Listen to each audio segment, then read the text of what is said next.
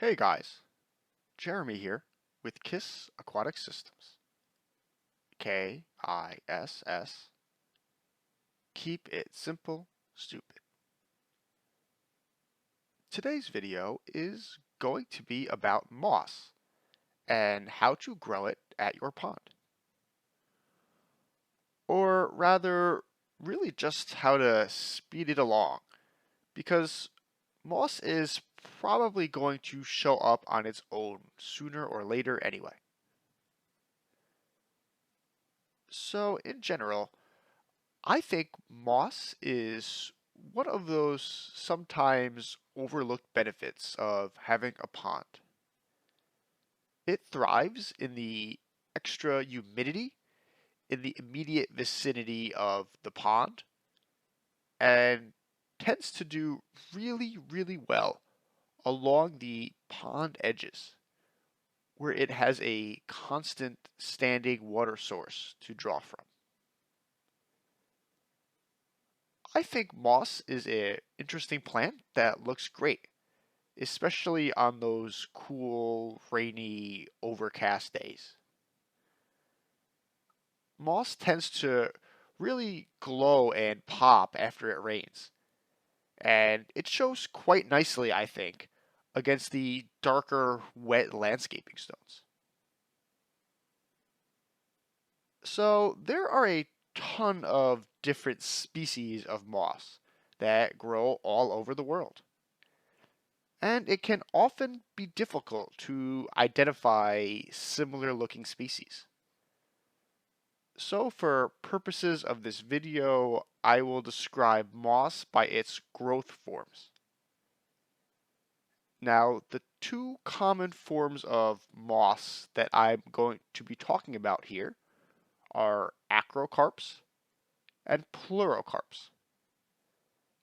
In a nutshell, acrocarps, which are often affectionately known as pincushion mosses, grow as thick clumps of upright oriented plants, while pleurocarps, on the other hand, have a branched growth form and grow outwards rather than upwards in a somewhat sprawling and chaotic fashion. As you can see, my koi pond's edges are dominated by pleurocarp moss. That's not all that surprising, as these types of mosses can grow fairly quickly under the right conditions.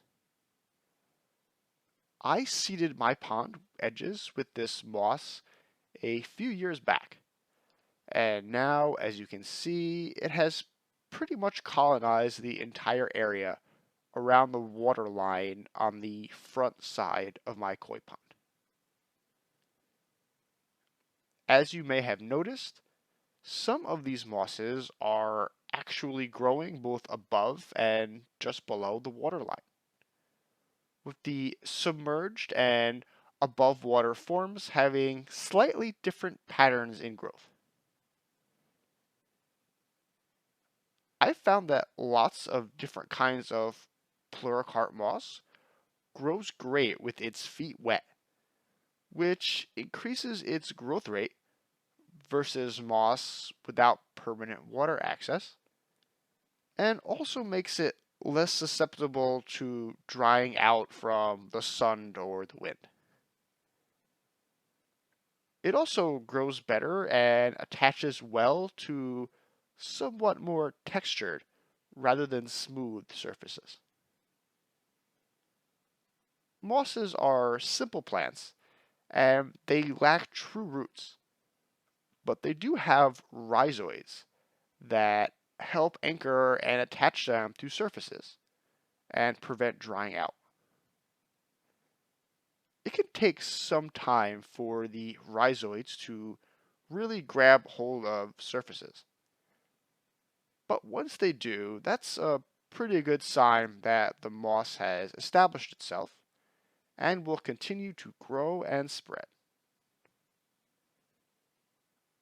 Now that I've touched on the growing conditions for pleurocarp moss, let's briefly discuss two downsides with this moss. Firstly, a lot of birds seem to love picking at and ripping up these kinds of mosses. They like looking for worms and other goodies under the moss, particularly after it rains. And I do believe they may also use some of this moss in the spring as nesting material. So, something to watch out for, particularly in the spring. Secondly, unlike the acrocarp moss that we'll talk about shortly, pleurocarps may need to be weeded from time to time, as some plants can grow alongside and within these mosses. Okay, now let's shift gears a bit and talk about acrocarp mosses. From my experience, acrocarps are slower growers and less likely to be able to attach themselves to surfaces. They also do not like to have their feet wet and do better in environments with somewhat better drainage. I find this moss to be a bit trickier and pickier about placement, but I've done well with it along the sides of my pond, nestled between rocks, as you can see here.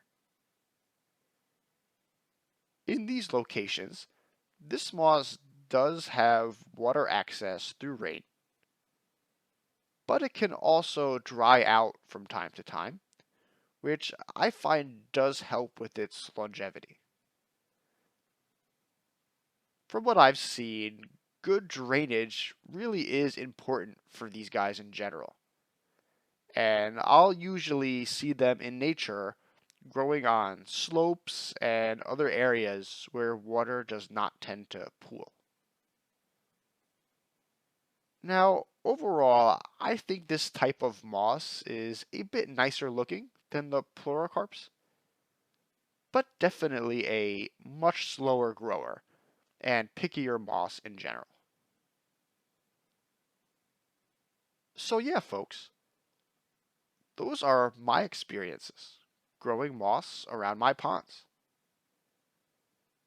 I think in general, if you want to have success growing mosses at your pond and you're looking to seed it, it's best to find local mosses that are growing in conditions similar to those around your pond. Every species of moss is obviously somewhat different and adapted to different niches. So you do increase your odds of success that way. So thanks folks, that's all for now. Hope you enjoyed the video. Take care and happy ponding.